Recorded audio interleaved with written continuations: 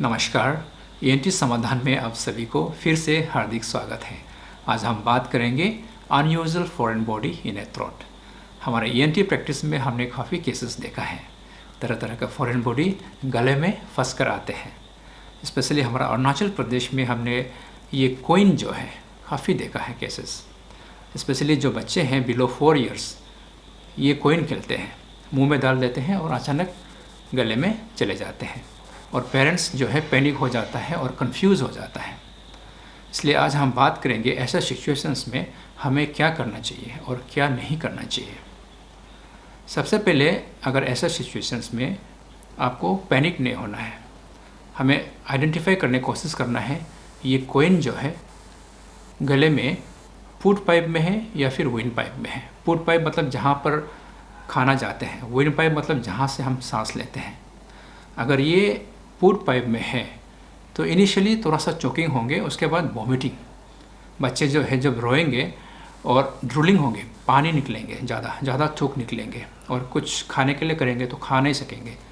अगर आप पानी पिलाएंगे या फिर कुछ देंगे तो वो वॉमिटिंग होंगे। उसका मतलब आपको पैनिक नहीं होना है, वो मतलब फूड पाइप में है, उसके लिए जान नहीं जाएंगे। और सेकेंड जो है, अगर विंड पाइप में जहाँ पे सांस लेते हैं अगर उधर चले गए तो ये इमरजेंसी सिचुएशंस है। ऐसे कैसे पता चलेगा? स्ट्राइडर जो बोलता है, जैसे साउंड निकलेगा, व्हीजिंग साउंड। बच्चे जब रोएंगे तो हाई पिच साउंड आएंगे, व्हीजिंग साउंड, कुछ हुसल जैसा साउंड आएंगे। उसके बाद कॉफ होंगे, बच्चा जो ज़्यादा कॉफिंग करेंगे और बातें नहीं कर सकेंगे। तो इस तरह से आपको आइडेंटिफाई करना है। और आज हम मेनली जब कोइन जो है गले में फूड पाइप में जाएंगे उस समय हमें क्या क्या करना चाहिए वो हम डिस्कस करेंगे। और अगले वीडियो में हम अगर फूड पाइप में जब कोइन या कोई फॉरेन बॉडी जाएंगे उस समय हमें क्या करना चाहिए वो हम डिस्कस करेंगे। चलिए आप देखते हैं कि फूड पाइप में इस तरह से जो फॉरेन बॉडी जाते हैं हम किस तरह से निकालते हैं। अभी ये जो आप देख रहे हैं ये है कोइन है। एक्सरे में आप देख सकते हैं ये छोटा बच्चे हैं, 4 इयर्स, लेस देन 4 इयर्स। उसने 5 रुपीज़ जो है कोइन है उसको सोलो कर दिया गया है। आप एक्सरे में देख सकता ये है। और उसको हम बेहोश करके हम निकालना पड़ा। जब भी कोइन लेते हैं ज़्यादातर केसेस में हम बेहोश करके ही निकालना पड़ता है। आप देख सकते हैं हम निकाल रहे हैं, देखिए निकाल लिया गया है ये 5 रुपीज़ का जो कोइन है। तो इस तरह से कोइन अगर बच्चे खा जाते हैं तो पैनिक नहीं होना है, डॉक्टर के पास आना है और हम आराम से निकाल सकते हैं। और ये जो आप देख रहे हैं मछली है, ये जिंदा है। और उसको फिशरमैन जब नदी में फ़िश पकड़ते हैं तो मछली को मुंह में पकड़ता है और सडनली वो स्लिप होके अंदर जाता है और इसमें जान जा सकता है। और ये आप देख सकते हैं ये सर्फ फॉरेन बॉडी है, ये भी एक चिकन बोन है।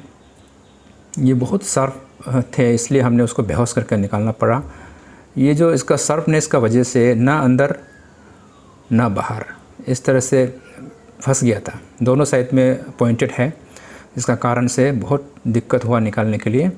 और ऐसा सिचुएशन में हम लोकल में ट्राई नहीं करते हैं। लोकल जैसे कि एंडोस्कोपी से बिना बेहोश करके हम ट्राई नहीं करते हैं, हम उसको बेहोश करके ही करना पड़ता है।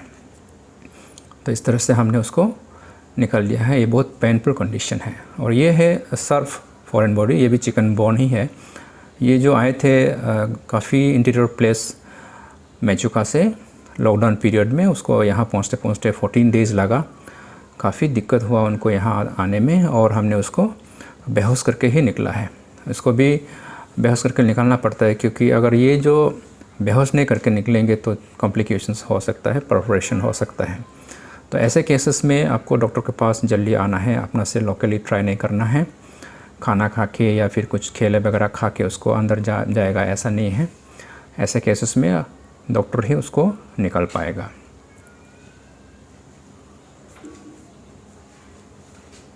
और ये जो एक्सरे में जो क्रॉस देख रहे हैं ये है क्रिस्टन का जो लॉकेट है। इसको बच्चे ने खा दिया था गलती से, एक्सीडेंटली। साथ में रस्सी भी थे, रस्सी के साथ में उसको निगल दिया था।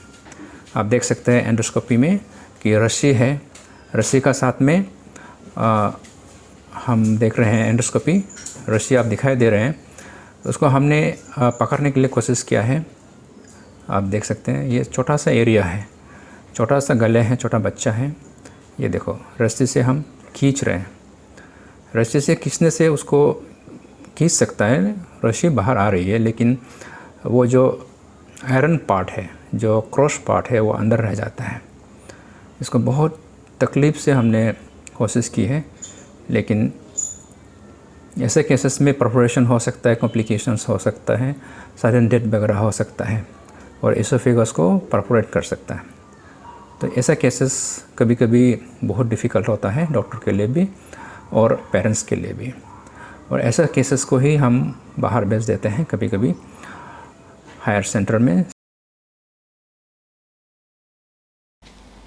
सो फ्रेंड्स, अभी जैसे आपने देखा है कि हमारे गले में किस तरह से फॉरेन बॉडी फंस सकता है और कभी कभी जो है क्रिटिकल सिचुएशंस हो जाते हैं और जान भी जा सकता है। इसलिए आप अगर ऐसा सिचुएशंस में आपको पैनिक नहीं होना है और जल्दी से डॉक्टर के पास आ जाना है। कभी कभी लेट होने से क्या होता है कि इन्फेक्शन सेट्स हो जाता है और वो जो फॉरेन बॉडी जो फंसने वाला जो है वॉल में इम्पिंज होके अंदर घुस जाता है, और ऐसा सिचुएशंस में हम इसोफेगोस्कोपी करेंगे, यानी कि हमारा जो निकालने वाला जो इंस्ट्रूमेंट है उसको अंदर घुसाएंगे तो कभी कभी परफोरेट कर देते हैं, यानी कि जो फूड पाइप है उसको होल कर देता है। तो ऐसा सिचुएशंस में फिर से उसको रिपेयर करना बहुत दिक्कत होता है।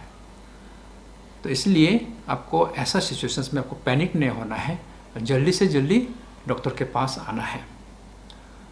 इसलिए सबसे इम्पोर्टेंट बात यह है कि प्रिवेंशन सबसे इम्पोर्टेंट है, यानी कि इस तरह का जो कॉइन है उसको बच्चे को नहीं देना है, यानी कि इसको बच्चा का सामने में नहीं रखना है। जैसे आप टेबल में रख दिया जहाँ पे बच्चे इजीली पहुँच सकता है, या फिर बच्चे को रोता है बोल के पैसा दे दिया मिठाई खरीदने के लिए, तो बच्चे जो खेलते खेलते उसको अंदर घुसा देते हैं।